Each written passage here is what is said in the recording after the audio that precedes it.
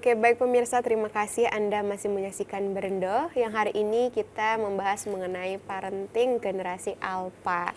Nah, kita akan kembali beralih ke Bang Febrian membahas mengenai bagaimana caranya konsistensi, Bang, untuk memberikan parenting yang baik pada anak-anak generasi alpha pada zaman sekarang. Ya, memang konsistensi menjadi sebuah PR ya pada orang tua, apalagi sekarang kemudahan informasi yang didapatkan oleh anak.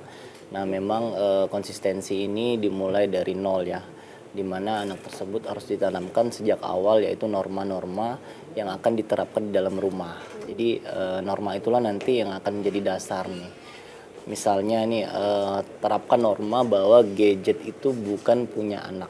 Jadi tertanam norma tersebut ya, sehingga ketika anak ingin menguasai sebuah gadget misalnya, atau ingin meminta dengan sedikit paksaan misalnya, sudah ditanamkan norma bahwa gadget itu milik orang tua, itu properti orang tua loh, harus dikembalikan misalnya.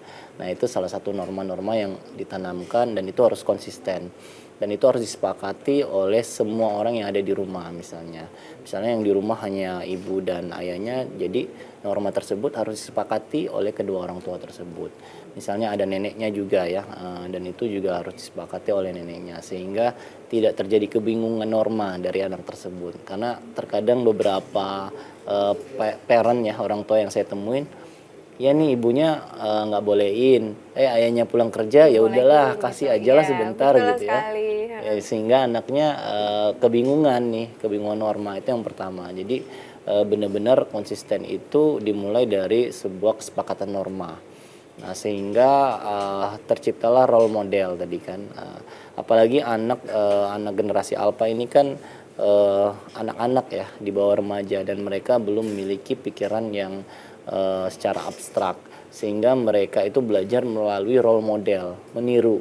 Nah, apa yang dilihat, apa yang diberikan, apa yang diperhatikan oleh mereka, itulah yang dilakukan. Jadi mereka melihat role modelnya siapa nih, ibunya atau ayahnya atau kedua orang tuanya dengan role model yang sama, sehingga mereka mencontohkan sebuah perilaku yang diterapkan oleh role model tersebut. Seperti itu. Oke, kalau dari Bang Febrian, bagaimana sih Bang cara orang tua untuk beradaptasi dengan perkembangan zaman yang semakin pesat seperti pada saat sekarang ini? Ya, memang orang tua harus mau tidak mau ya harus melek informasi ya, harus melek gadget ya.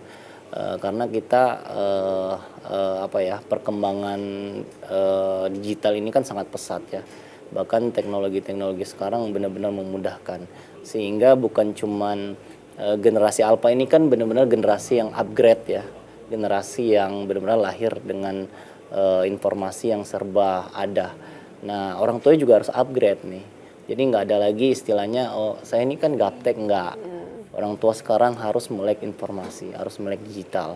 Sehingga ketika orang tua paham nih apa yang misalnya dimainkan anaknya, apa yang diterima anaknya, orang tua juga paham akan dampak yang akan dilihat atau dilakukan anaknya. Nah, itu satu poin yang paling penting. Jadi orang tua juga harus mengupgrade diri di era digitalisasi saat ini. Sehingga peran orang tua nanti adalah sebagai role model yang bisa memberikan norma dan membatasi penggunaan gadget anak tersebut. Harus upgrade juga ya Bang ya, Betul. tidak bisa kita harus mengikuti zaman kita. Kalau Ya. zaman kita kolot nggak bisa ya Bang ya, Iya, nggak harus bisa. upgrade. Nah, yang masih jadi PR mungkin orang tua di rumah adalah ketika anak-anak di rumah tantrum, nggak dikasih gadget, ayo udahlah dikasih gadget aja. Kalau dari Mbak Diana bagaimana cara menyikapi hal tersebut Mbak? Yang perlu dipahami bahwa tantrum itu adalah normal ya. Tantrum bahkan kita dewasa kalau lagi bete juga tantrum. Tantrum juga Jadi ya.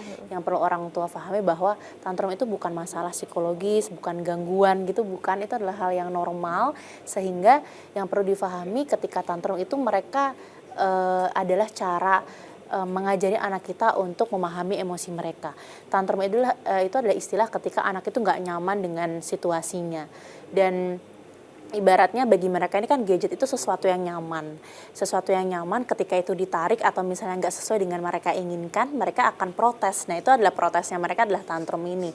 Nah, yang perlu kita pelajari bareng-bareng, mungkin nanti bisa jadi judul selanjutnya diskusi, adalah ada yang namanya conscious parenting gitu. Conscious parenting ini adalah bagaimana kita berkesadaran, maksudnya tuh kita sadar pas kita lagi ngurus anak. Kadang itu kan kita ngurus anak itu kan sisa-sisa energi. Jadinya kita marah-marah. Terus misalnya anak marah dikit kita tuh jadi ikut marah, kita mukul dan sebagainya.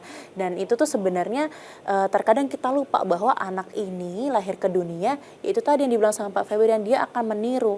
Kalau kita ngajarin dia misalnya ketika dia lagi bete, dia marah, kita pukul, dia akan juga melakukan itu misalnya ke temennya, dia akan meniru. Dan misalnya tadi dia nggak dikasih gadget, dia marah, dia tantrum.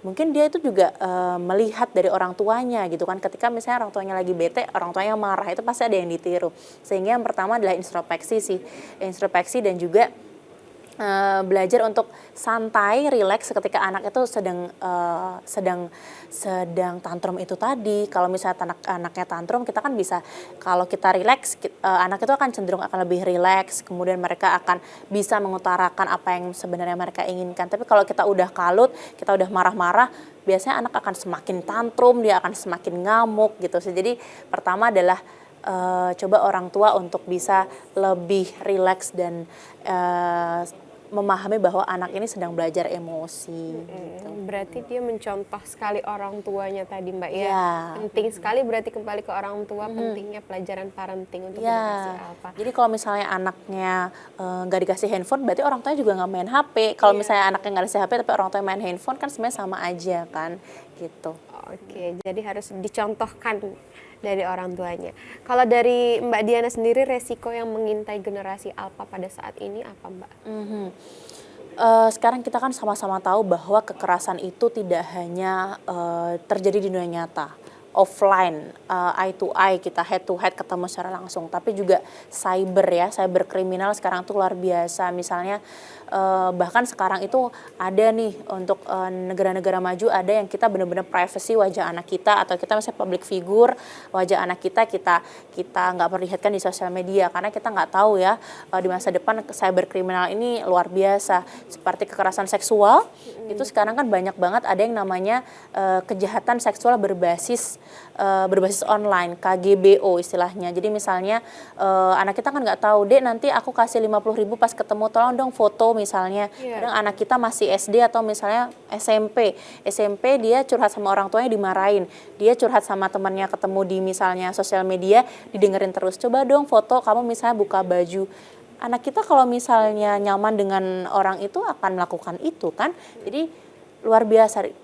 Ada salah satu film yang mungkin saya sama Pak Febrian juga, kita kalau nonton itu, oh iya nih sisi gelapnya teknologi sih, Black Mirror ya. Mungkin teman-teman bisa akses juga itu buat orang tua. Ternyata teknologi itu banyak sisi gelap yang ternyata kita perlu antisipasi sih.